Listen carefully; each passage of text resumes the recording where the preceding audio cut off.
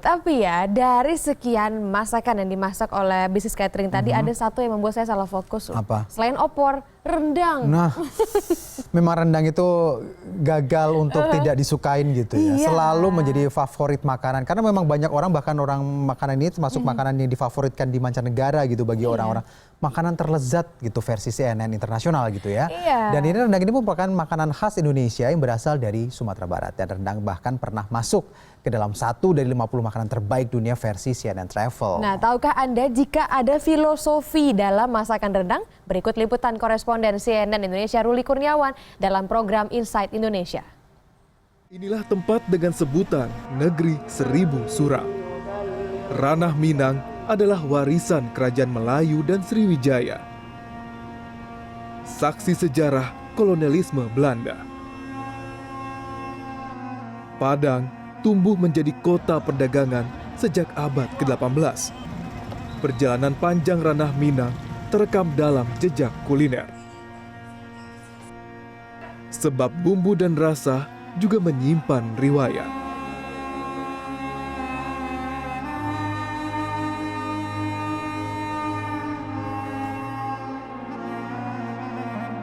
Minangkabau tidak hanya identik dengan tradisi dan kearifan lokalnya, namun yang menjadi kekhasan dari Minangkabau adalah warisan turun-temurun dari sisi kulinernya.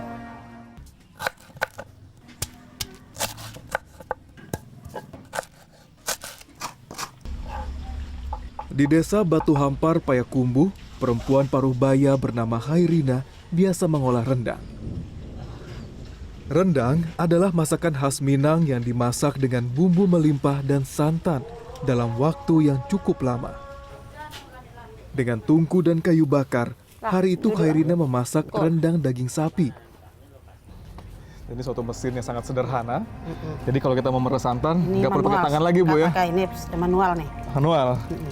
Mbak ya pakai yang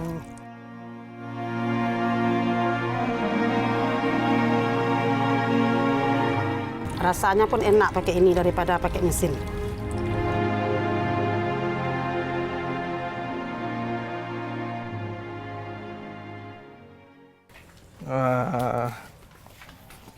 Dalam buku The History of Sumatra karangan William Marsden, ada 2 tumbuhan penting di Sumatera saat itu, padi dan kelapa. Padi diolah menjadi nasi sebagai makanan pokok, sementara kelapa diolah menjadi santan untuk membuat makanan. Santan kelapa adalah bahan dasar utama masakan Minang.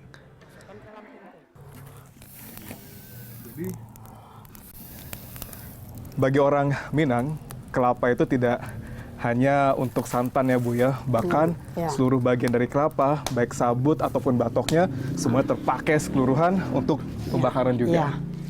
Nggak ada yang tersisa ya, Bu, ya. Semuanya masuk semua dalam masakan rendang. Santan diolah dengan sayur, ikan, atau daging dengan banyak bumbu. Harum. Karena dulu Nah, coba orang rasakan, Minang rasakan, suka rasakan. merantau. Mereka harus membuat makanan yang tahan lama. Rendang mencerminkan sendi peradaban Minang. Daging adalah simbol Ninik Mama sebagai pemuka adat. Cabai ibarat alim ulama yang tegas menegakkan syariat Islam. Bumbu adalah cermin masyarakat umum, dan kelapa atau karambia dalam bahasa Minang merupakan simbol cadiak pandai atau kaum intelektual. Itulah sebabnya masakan ini ditempatkan pula sebagai penanda status sosial seseorang.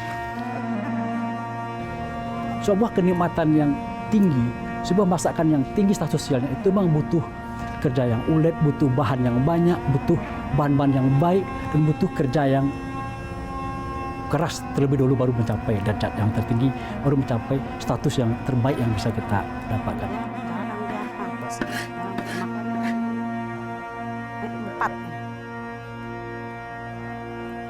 Butuh waktu 3 jam memasak rendang di kuali besar ini. Wangi, Wangi sekali. coba rasa. Nah, rasanya enaknya pakai nasi putih, Bu, kita makannya. Udah ada nasinya.